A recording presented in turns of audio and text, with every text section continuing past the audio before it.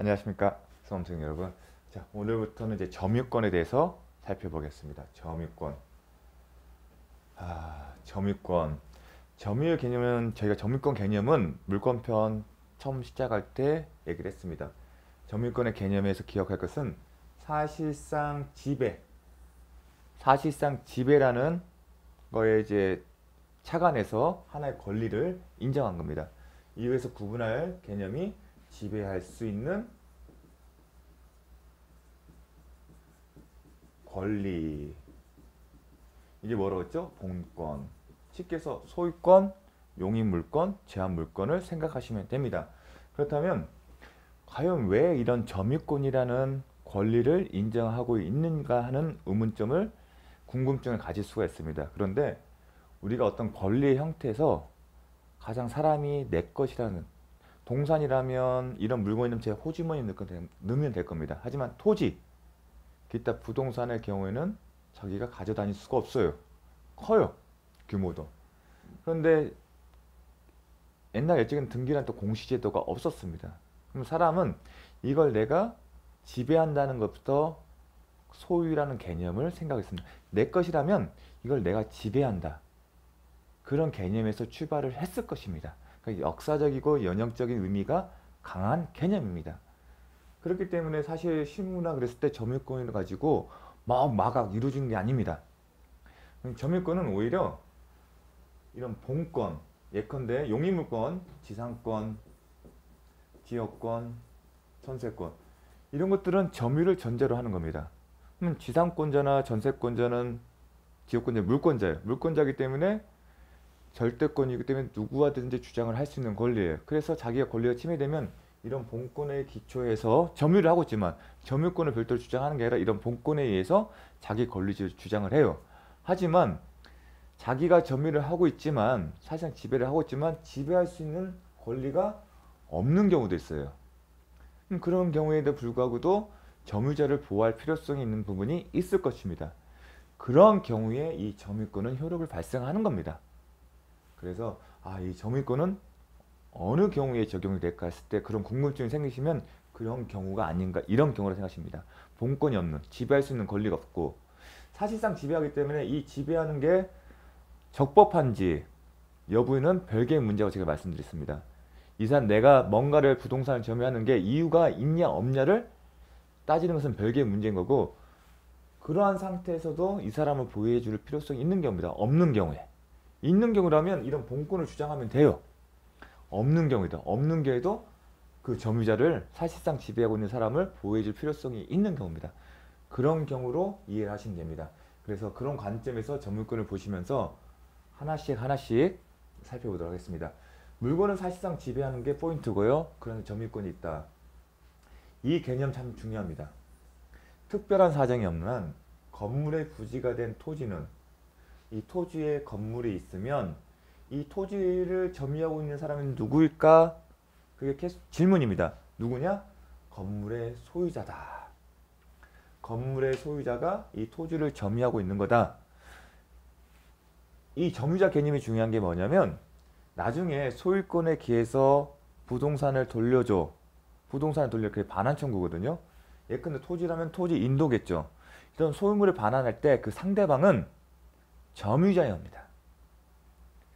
점유자, 현재 점유자를 상대로 해서 반환 청구하는 소송을 제기하는 겁니다. 아무나 하는 건 아닙니다. 그렇기 때문에 이 점유를 누가 하고 있느냐 개념은 상당히 중요합니다. 이 예에서는 이 토지를 점유하고 있는 사람은 건물의 소유자이기 때문에 토지 소유자가 이 토지를 인도하는 청구소송을 하려면 건물 소유자를 상대로 해야 한다는 겁니다. 물론 나중에 배우겠지만 이 철거도 전제가 되어야겠죠. 하지만 토지 인도 청구소, 소음을 돌려받는 겁니다. 누구 상대로? 점유자. 건물이 있는 토지의 경우에는 건물의 소유자다. 상당히 중요한 개념입니다. 실무적으로. 그렇기 때문에 만약 실무자가 출제 이혼이 된다면 계속 내고 싶은 지문일 겁니다. 2번, 물건에 대한 사실상 지배를 상실한 때는, 사실상 지배를 가지고 기초를 한 거기 때문에 지배를 상실할 때는 점유권이 소멸한 건 당연한 논리입니다. 다만 204조 규정이에요. 점유를 해소한 때는 그러지 않다. 점유자가 자기 의사에 반하여 침탈, 약탈을 당했을 때는 해수를 했을 때는 그렇지 않다는 거예요. 잠시 약탈당했다 하더라도 그 기간 동안에 점유권이 소멸하는 건 아니고 나중에 그 사람이 점유권에 대한 해수 청구를 권리를 행사를 해서 찾으면 소멸하지 않는다는 겁니다. 무슨 얘기냐면 이 시점에 점유를 하고 있었어요. 제3자가 침탈을 했어요. 그럼 사실상 지배를 뺏기는 거죠. 침탈을 할 때는 제 A가 있는데 어떤 개념이냐면 그 짓다가 만 상가 건물에 보면 좀 등치 우락부락한 사람들이 자리 잡고 있죠. 그걸 뺏을 때 그냥 평온하게 하지 않습니다. 폭력이나 완력이 행사되죠. 그런 걸 생각하시면 됩니다. 그래서 A에서 B로 바뀌었어요. 그럼 당연히 사실상의 지배를 뺐기 때문에 소멸권 소멸해야 하는데 원칙인데 A가 이 점유 204조 규정에 의해서 권리 행사를 해서 다시 찾았어요. 언제? 이후에 얼마 후에. 그럼 이 기간 동안 비록 사실상 지배를 하지 않았었다 하더라도 점유권 소멸하지 않는다. 그런 조문입니다. 그렇게 이해를 하시면 되겠습니다. 근데 출제는 잘 안 되는 것 같습니다. 자, 상속이란 점유권이죠. 점유권의 핵심 포인트는 사실상 지배죠. 여러분 상속을 했을 때 사실상 지배권이 되나요? 사실상 지배는 예컨대 이 토지를 예를 들게요. 피상속인 그러니까 사망자입니다. 피상속인이 이걸 경작을 했다고 가정을 할게요. 밭인데 근데 사망을 했어요. 상속인이 A, B, C가 있어요. 근데 이건 지방에 있어요. 상속인은 서울에 있어요. 사실상 지배를 한다는 얘기는 A, B, C가 와서 뭔가를 해야 하는 거죠. 쉽게 얘기를 해서. 근데 그러한 사실이 없다 하더라도 상속, 사망에 따라서 단지 상속이라는 것만 밝혀지면 점유권은 그냥 당연히 이전한대요. 그러면 원칙적 개념에서 좀 확장된 겁니다. 그걸 말씀드리고 싶은 겁니다. 상속인은 그 순간 당연히 이 점유권을 그대로 넘겨받는다는 겁니다. 간접 점유. 자, 사실상 지배에 관련돼서 좀 포괄되게 규범적으로 평가한 겁니다. 이건 사실상 지배는 말 그대로 누가 그것을 관리하냐. 그런데 규범적으로 평가하는 겁니다. A, B, C가 직접 와서 이걸 점유하지 않다 하더라도 상속에 의해서 점유권이 이전된다는 법률 규정에서 그런 필요성이 있는 겁니다. 194조 간접 점유. 지상권, 전세권, 질권, 사용대차, 임대차, 임치, 기타의 관계로 타인으로 하여금 물건을 점유하게 한 자는 간접으로 점유권이 있다. 간접이란 표현이 나오게 되면 직접이란 게 얘기겠죠. 보통 교과서나 이렇게 얘기를 하죠. 소유자 갑이 주택을 을에게 임대차했다. 임차인. 임대차 계약을 주택에 인도하죠. 이사를 가니까. 그럼 직접 지배하고 있는 사람은 누구죠? 점유자. 점유자는 지금 현재 점유자는 을입니다. 그쵸? 사실상 지배라는 거에 포인트를 두게 된다면 점유자는 을이에요. 근데 194조는 임대차 관계로 임대차 관계 있죠. 타인 하여금 누구요? 을이죠. 임차인 하여금 물건을 점유하게 한 거 맞죠? 그 점유하게 한 자는 누구죠? 소유자 갑은 점유권 간접 점유권이 있다. 이렇게 표현을 하고 있습니다. 그런데 사실상 주택을 예를 들면 여기 집에 살고 있는 사람은 갑이 아니라 을인데 을이 현실적으로 지배하고 있음에도 불구하고 갑, 소유자 갑에게 간접 점유라는 개념을 인정하고 있습니다. 사실상 지배는 하고 있지 않습니다. 단지 교과서나 이론서에는 이렇게 얘기하죠. 임대차라는 갑의 임대차 계약을 체결했기 때문에 관여를 하지 않냐. 그리고 나중에 이제 기타 관계 있지 않습니까? 지상권, 전세권, 질권, 사용대차, 임대차, 임치기타, 기타를 뭐냐면 점유 매개 관계가 있고요. 이걸 점유 매개 관계라고 합니다. 그리고 반환 청구. 임대차 계약 기간이 끝나면 임차인 을은 갑에게 주택을 넘겨줘야죠. 그럼 반환 청구권이 존재한다는 개념을 내포하고 있는데 이런 반환 청구권이 있고 임대차 계약을 체결해서 을로 하여금 살게 했기 때문에 점유권, 사실상 지배권을 완벽하게 상실한 것은 아니다. 그런 표현을 씁니다. 그런 표현을 쓰면서까지 간접 점유권을 인정하는데 그 실익이 과연 뭘까를 한번 고민을 하셔야 합니다. 이 간접 점유권의 실익이 뭘까?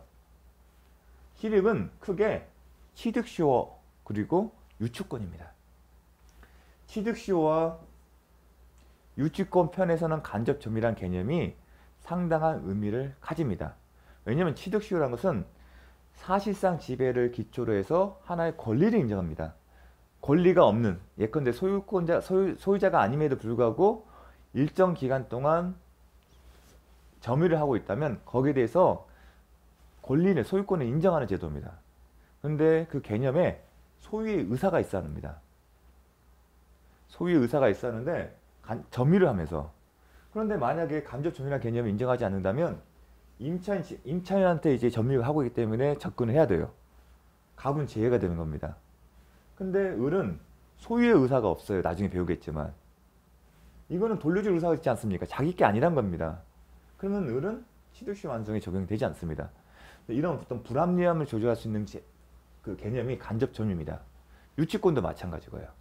그래서 간접 점유의 실익은 취득시효, 그 다음에 유치권이라는 거. 그래서 지문에 취득시효나 유치권 시험에는 간접 점유도 포함된다는 지문이 출제가 되는 겁니다.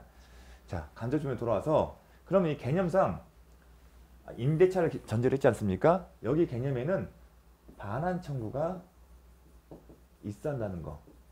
요 개념이.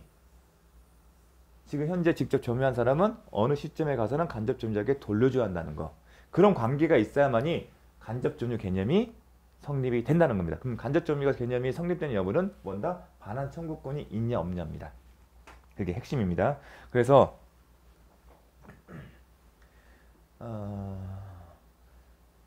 간접 점유자, 이제 이 지문도 잘 나옵니다. 잠시만요. 점유자면 이제 점유자에게는 기본적으로 점유 보호 청구권이 있습니다. 해수, 그 다음에 방해했을 때, 방해 염려됐을 때 소유권과 부응해서 일정한 물권적 청구권 행사할 수가 있는데, 그러한 권리는 194조 규정에 의한 간접 점유자도 이를 행사할 수 있다는 걸 기억을 하셔야 합니다. 실무에서 이게 활용되는 경우는 없는데 출제는 잘 됩니다. 간접 점유자도 점유보호 청구권, 거기에는 해수, 방해 제거, 방해가 염려됐을 때는 예방, 그러한 권리들을 행사할 수 있다는 거. 두 번째, 이게 이제 이번은 이제 해수와 관련된 겁니다. 해수. 나중에 이제 점유보호 청구권에 대해서 다시 배울 건데, 점유자가 점유의 침탈을 당한 경우, 예컨대 갑, 을, 임대인, 임차인이 있게요. 그럼 점유자는 지금 직접 점유자는 을이죠. 을이 점유를 하고 있는 주택에 대해서 침탈을 당했어요. 침탈의 개념도 나중에 중요한데, 을의 의사와 상관없이 제가 약탈당했다고 표현을 쓰지 않습니까? 그러니까 상가, 짓고 있는, 공사하다가 멈춘 상가 보면 등치가 큰 사람들이 막 모여 있습니다. 그러면 자기들끼리 싸워서 뺏어가요. 그런 모습을 생각하시면 그게 침탈입니다. 간접 점유자는 누구죠? 임대인이죠. 그 물건을 이제 간접 점유자도 권리를 행사할 수 있어요. 침탈을 당했을 때 돌려줘. 그러면 돌려달라는 얘기할 때 이 문제의식이 뭐냐면 임대인한테 돌려달라고 할 건지 아니면 임차인에게 돌려달라고 할 것인지를 하는 거예요. 침탈자가 있는데 그 침탈자를 상대로 돌려줘 했을 때 그걸 누구한테 돌려주냐가 문제인데, 이 항에서 이렇게 얘기하고 있어요. 침탈당한 경우에 간접 점유자, 자 임대인은 그 물건을 점유자에게, 임차인에게 반환할 것을 청구할 수 있고, 그 점유자가, 임차인이 직접 점유자겠죠. 그 물건의 반환을 받을 수 없거나 이를 원하지 않는 때는 자기에게 반환할 것을 청구할 수 있다. 요 내용인 겁니다. 이 항은. 해수를 할 때 누구한테 돌려달라고 얘기했지. 처음에 누구한테? 직접 점유자인 임차인에게. 근데 임차인이 받을 수 없거나 받기 원하지 않을 때는 본인한테 돌려달라고 얘기할 수 있다. 그 내용입니다. 요 지문은 좀 잘 기억해 주십시오.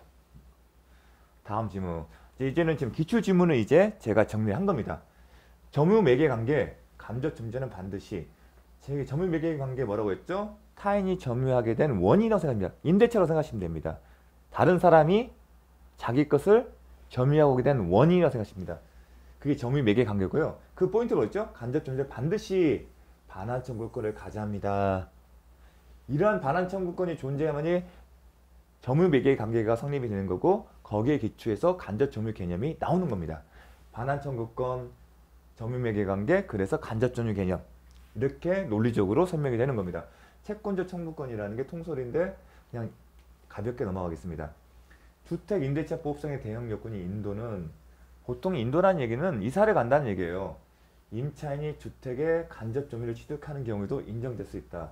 자, 대항력의 요건이 뭐냐면 여러분 나중에 주택 임대차 보호법에 배울 텐데 전입신고하고 이사하는 거예요.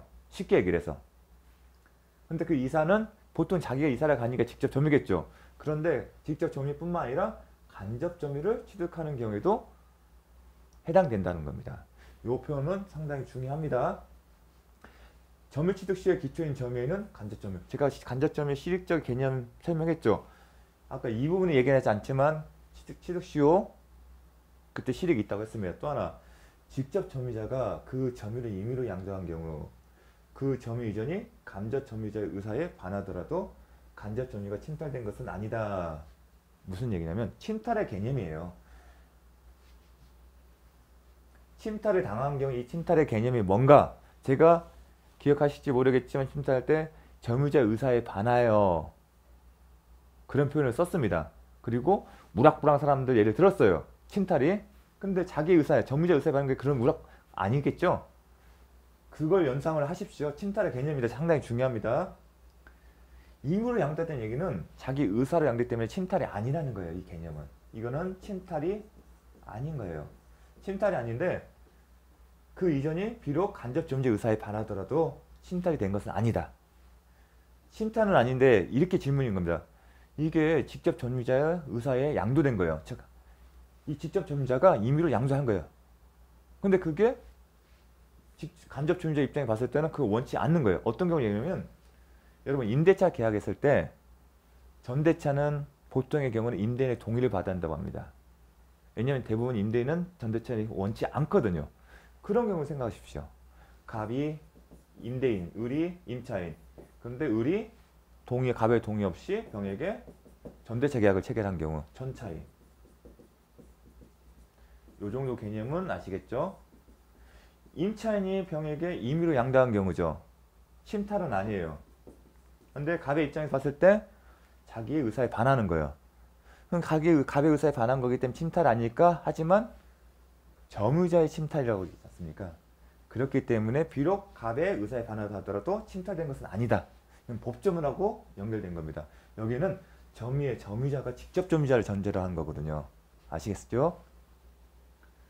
자, 그래서 개념상은 좀 복잡한 게 있는데 그렇게 이해를 해주시면 전대차 생각하시면 됩니다. 침탈 아니면 우리 전대차 동의나 임대인 동의 없이 이루어졌다 하더라도 침탈이라고 표현은 쓰지 않습니다. 다만 계약 해지 사유가 될 수가 있을 뿐이죠. 자, 침탈 개념 중요합니다. 다음 넘어가겠습니다. 간접 점유자에게는 점유보호 청구권 인정되지 않는다. 제가 아까 강조했습니다. 간접 점유자에게도 점유보호 청구권을 행사할 수 있다. 그 다음에 점유 매개 관계를 발생시키는 법률 행위가 무효라 하더라도 참 혼동스럽습니다. 반환 청구권이란 걸 떠올리고 반환 청구권이 점유 매개 관계를 성립시키는 거고 점유 매개 관계가 있기 때문에 간접 점유가 있다. 그렇게 논리적으로 설명했는데 이런 점유 매개 관계를 발생시키는 법률 행위가 무효라 하더라도 간접 점유 인정될 수 있다. 맞는 질문입니다. 왜냐하면 부당이득 이 청구권 우리가 법률 행위가 무효면 반환 청구권이라는 것을 없다고 생각하는 게 지금의 상식에 맞겠죠. 지금까지 공부를 했을 때 계약이 성립이 돼야 반환 청구권이 있는 거 아니겠습니까? 그 전제에서 임대차 계약이면 임대차 계약이 성립돼서 종료되면 반환 청구권 생길 거 아니겠습니까? 그런데 이 무효라는 개념에 꽂히면 계약관계 자체가 없으니까 그런 거 생길 수 있을까요? 뭐가 있냐면 부당이득 반환 청구권이요. 부당이득 반환 청구권. 부당이득 반환 청구권 행사로서 반환 청구를 요청할 수 있는 경우가 있거든요. 우리가 부당이득 반환에 대해서 공부를 안 했을 뿐이지 부당이득 반환 청구권에서도 반환 청구권 개념은 도출될 수가 있습니다. 예컨대 계약이 무효지만 부동산을 넘겨주거나 넘겨줬다고 생각하십시오. 그럼 무효면 부당이득 반환 청구권 행사로서 돌려줘야 돼요. 그럼 반환청구권 개념이 거기서 도출되는 겁니다.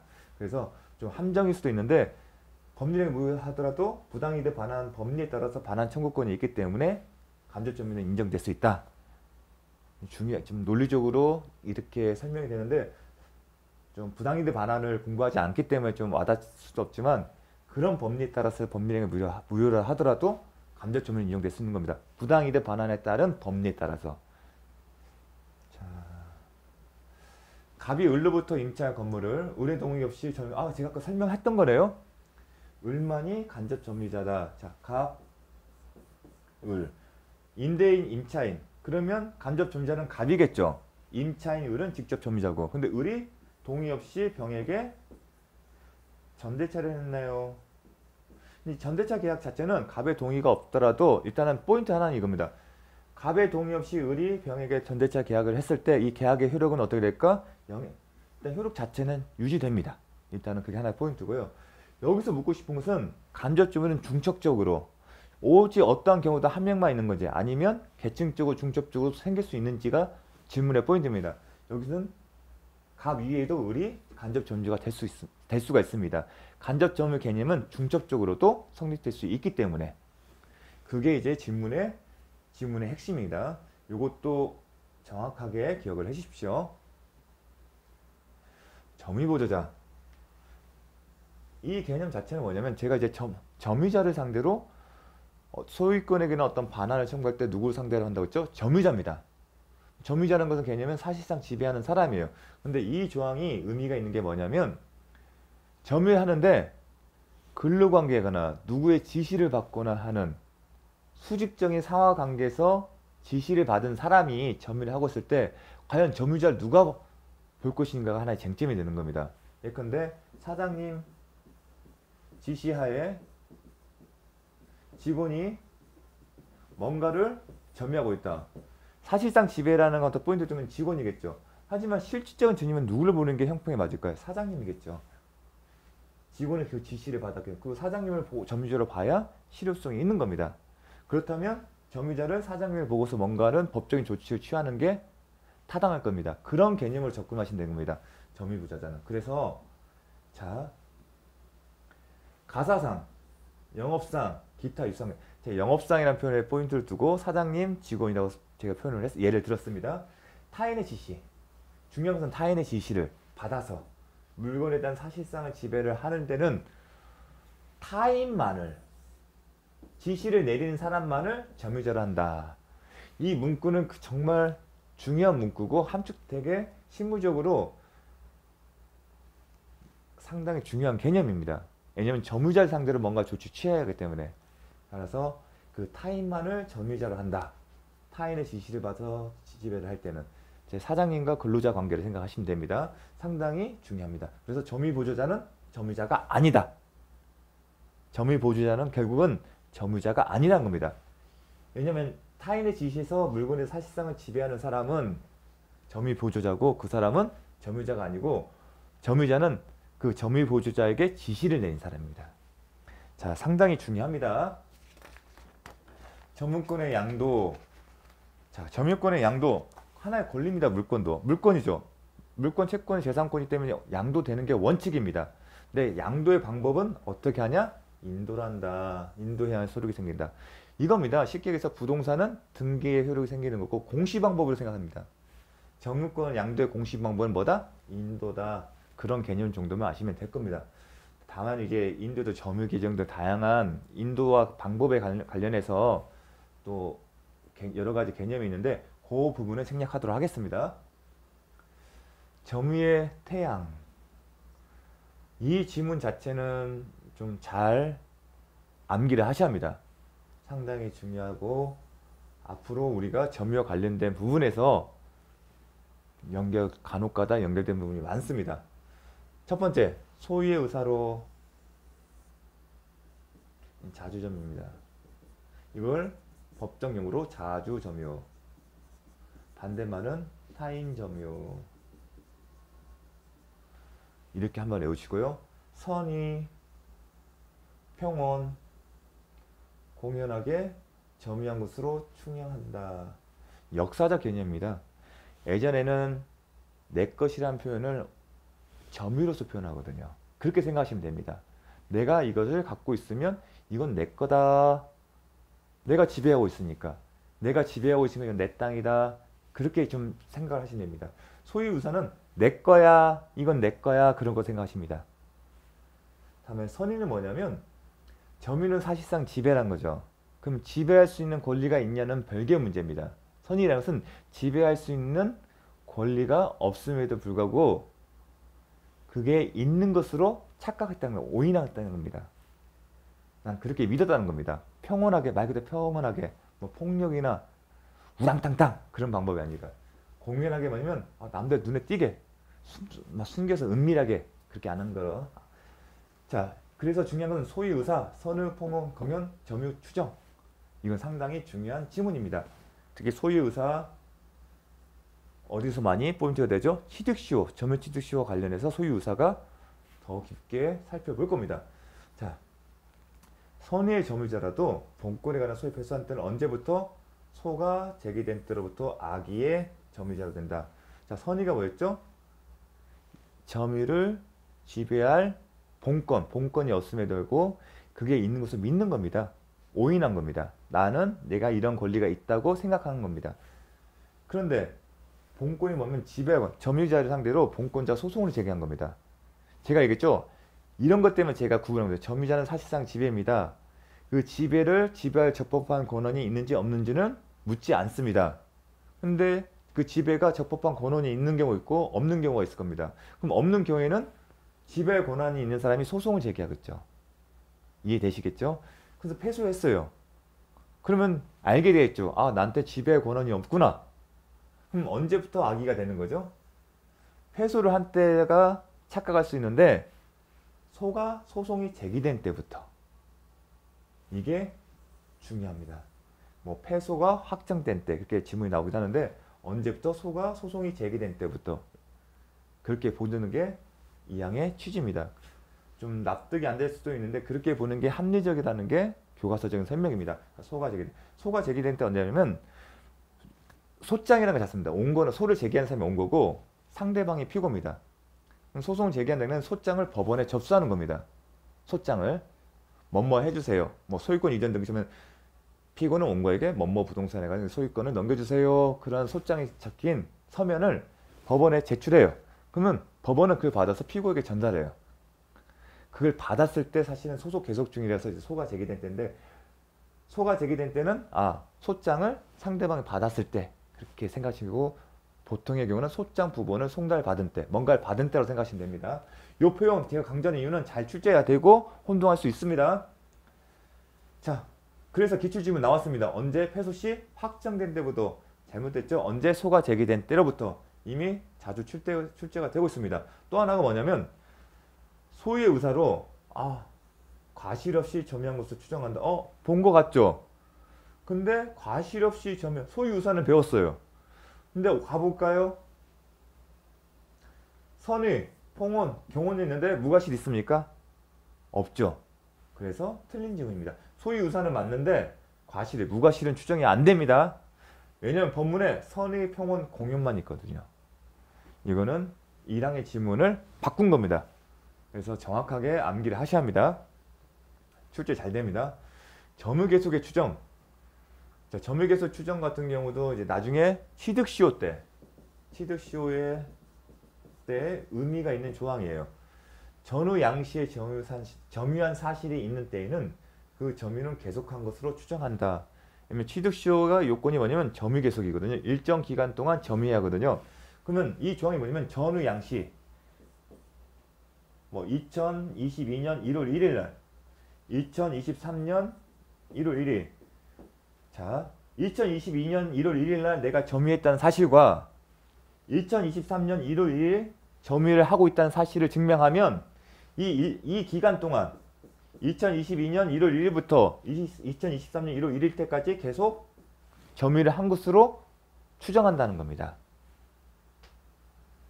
두 번째, 이제 이건 기출질문입니다. 전후 양시점의 점유자가 다른 경우 점유 승계가 증명되면 점유 계속 추정된다. 중요한 질문인데요. 무슨 얘기냐면 2022년 2022년 1월 1일에는 A가 점유를 하고 있었어요. 근데 2023년 1월 1일에는 B가 점유를 하고 있어요. 전후양 시에 A가 점유를 하고 있고 2023년 1월 1일 B가 점유를 하고 있다는 사실과 더불어 A가 점유권이 A가 B로 넘어갔다는 사실을 증명하게 되면 전후 양시에 계속 추정된 거다. 앞에는 동일한 사람들이 하고 있을 때고 이 지문은 점유자가 달라졌지만 점유자가 달라졌다 하더라도 점유승계 사실만 입증하게 되면 전후 양시에 점유한 사실이 있을 때는 계속이 추정된다는 조항이 그대로 적용된다는 겁니다. 계속은 추정된다. 이 지문도 상당히 중요합니다. 이렇게 지금 제가 계속 반복해서 설명드린 이유는 좀 더 이해 포인트를 설명하면서 암기를 하시라는 겁니다. 자, 다음 점유승계 주장과 효과. 이것도 취득시와 관련돼서 유용한 조문입니다. 자, 이런 얘기입니다. 2022년 1월 1일부터 2022년 5월 31일까지는 A가 점유를 하고 있었고요. 2022년 6월 1일 다음날부터 2023년 5월 31일까지는 B가 점유를 하고 있어요.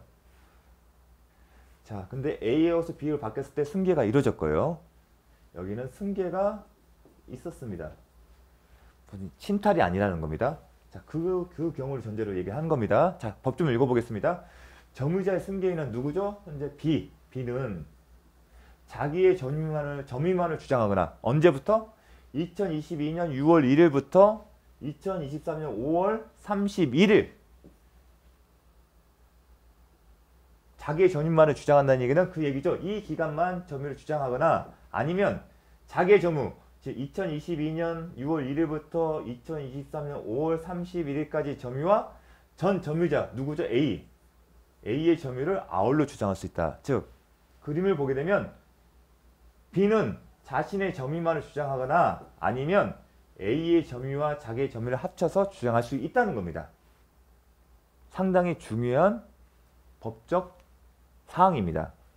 이제 그래서 그림으로 표시했으니까 정확하게 이 그림을 떠오르시면서 정확히 기억하셔야 합니다. 다만 주의할 게 뭐냐면 그럼에도 불구하고 이러한 조항에 혼동이 생길 수 있는 게 뭐냐면 상속입니다. 상속은 대법원 판례에 따르면 이렇게 되어 있습니다. 상속에 의하여 점유권을 취득한 경우 이것도 승계예요. 다만 양도면 특정 승계이고 이건 포괄 승계예요. 승계는 맞아요. 점유권 취득도 한다고 했죠. 사실상 집에 상관없이 법조문에 점유권 취득한 이전 된다고 했죠. 상속인이 새로운 권한에 의하여 자기 고유의 점유를 시작하지 않는 한 예를 들어서 피상속에 경작한 토지를 지방에 있고 상속인은 서울에 있다는 가정을 하겠습니다.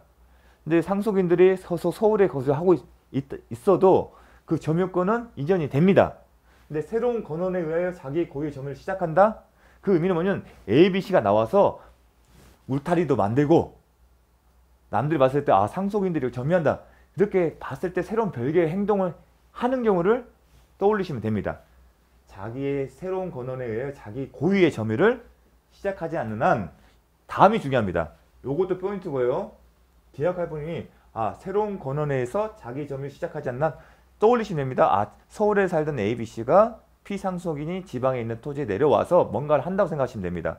그런 게 없으면 계속 서울에 있다면 피상속인의 점유를 떠나 자기의 점유만을 주장할 수 없고 이 얘기는 뭐냐면 사망 시점 이외에 점유만을 주장할 수 없다는 겁니다.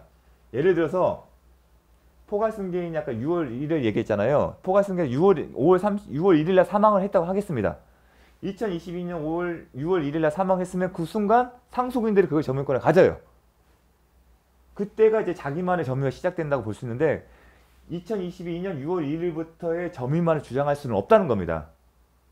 주장할 수는 없고 선대인 점유, 즉 피상속인의 점유까지도 함께 주장을 해야 한다는 겁니다. 그러니까 앞서처럼 승계처럼 A, B 나눴잖아요.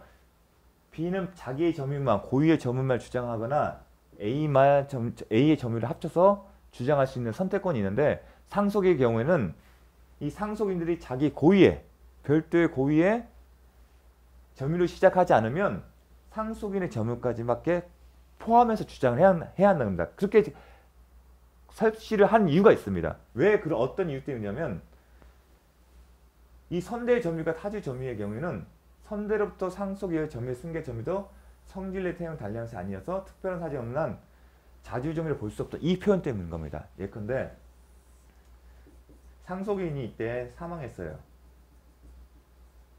근데 타주 점유였어요. 근데 상속인들이 이제 이때부터 점유를 사실상 넘어왔겠죠. 포괄승계에서. 상속인들이에요. 근데 취득시와 관련해서 요런 점들이 있기 때문에 피하고 싶을 수도 있겠죠. 이 상속인들 입장에서는 자기의 별도의 고유 의사 이걸 주장 안 하고 싶을 때도 있을 겁니다. 그걸 피하기 위해서 나는 점유를 요만큼만 주장할 거야. 그런 경우를 상정한 겁니다. 이렇게 만약 허용을 하게 된다면 불합리하기 때문에 대법원 판례는 너희들이 별도로 고유의 점유를 시작하지 않는다면 당연히 이것도 포함돼서 점유를 아울러서 주장을 해야 하는 거고, 이 상속인의 피상속인의 사망자의 점유가 타주 점유면 당연히 너희들의 점유는 자주 점유가 아니라 타주 점유다. 그 결론을 도출하기 위한 내용인 것입니다. 그래서 중요한 것은 새로운 권원이 있으면 자기 점유할 수 있는 거죠. 피상속인 사망할 때 경쟁할 때는 타주 점유였는데 그 사실을 모르는 상속인이 내려와서 내 것처럼 행사를 한다는 겁니다. 그때는 별도의 권원에 의한 거기 때문에 그때는 자기의 점유만을 주장하면서 소유의 의사를 자주 점유를 주장할 수 있는 거지만, 그렇지 않은 경우에는 너의 점유만을 주장 못하고 당연히 피상속인의 점유까지도 아울러 주장해야 한다. 이 표현은 상당히 주장합니다. 왜냐하면 1항의 내용과 배치가 되거든요. 그래서 선택권이 있지만 상속의 경우는 원칙적으로 허용이 안 된다. 다만 예외가 있죠. 새로운 권한에 의하여 자기의 고유의 점유를 시작하는 경우에는 달리 취급하는 겁니다. 자, 중요합니다. 이 표현도 전 점유자의 점유를 아울러 주장하는 경우에는 하자도 승계다. 좋은 것만 갖는 게 아니라 나쁜 것도 함께 넘어간다 생각하세요. 승계할 때는 좋은 것만 넘어가는 게 아니라 나쁜 것도 함께 넘어간다. 어떨 때 의미가 있냐? 취득시효. 취득시효 요건은 소유의 의사, 자주 점유가 포인트입니다. 즉 타주 점유일 때는 취득시효가 완성이 안 되거든요. 그거와 나중에 가면 또 연결이 될 겁니다. 상당히 중요한 조문입니다. 왜냐하면 자기 점유기간 일정 기간이에요. 20년이에요. 20년이 안 되면 내 앞사람이 점유다 아울러 주장을 해야만 20년 기간을 채울 수 있어요. 그런데 앞사람이 점유가 타주 점유다. 그러면 그 타주 점유에 하자도 승계가 되는 겁니다. 결론적으로는 소유 의사가 없기 때문에 취득시효가 완성이 안 됩니다. 그런 어떤 법적인 논리가 계속 연결됩니다. 그래서 그 하자도 승계된다는 표현은 기출도 됐고요. 또 취득시효 완성에서 취득시효에서도 상당히 중요한 의미를 갖고 있습니다. 199조 정말 중요합니다. 내용이. 권리의 적법 규정. 제가 역사적 의미 얘기할 때 사실상 지배를 하게 되면 내 것이라 생각한다. 그 개념을 좀 이렇게 표현한 겁니다. 점유자가 점유물에 대해 행사하는 권리는 적법하게 보유한 것으로 추정한다. 이런 생각은 하긴 내 거니까. 예전에 1956대 등기제도가 안배되지 않은 그 상태에서는 저희가 농업도 상당히 중요한 산업이었습니다. 근데 농사를 짓는 분들이 내 것이와 구분할 때, 매매를 할 때 뭐 등기부 어떻게 하고 서류 안 썼어요. 이게 내 거야 점유로서 모든 걸 확인할 때가 있었습니다. 자, 그때를 떠올리시면 됩니다. 자, 권리는 상당히 중요한 규정인데, 다만 이 추정 규정은 특별한 사정이 없는 부동산 물건에는 적용되지 않는다. 무슨 얘기냐면 부동산 물건의 공시 방법은 뭡니까? 등기예요. 점유는 공시 방법이 아니다. 그렇게 생각하시면 됩니다. 그래서 점유자 결국은 동산에서 의미가 있는 겁니다. 동산의 경우에는 아까 전문권의 양도 공시 방법 어떻게 됐죠? 인도였죠. 넘겨주는 거. 그래서 권리 추정 규정은 동산에서 특별한 의미가 있습니다. 이 표현도 기억하시고, 이 대법원 판례인데 점유자 권리 추정 규정은 특별한 사실은 없는 부동산 물건에 대해서는 적용되지 않냐고. 왜냐하면 부동산 같은 경우는 물건 변동은 등기 아니겠습니까? 대신에 뭘 인정했죠? 등기에 대한 추정력이 인정되지 않습니까? 그래서 연결해서 한번 살펴봤습니다. 다음 거 점유자와 가실. 이 부분은 다음 시간에 하도록 하겠습니다. 수고 많으셨습니다.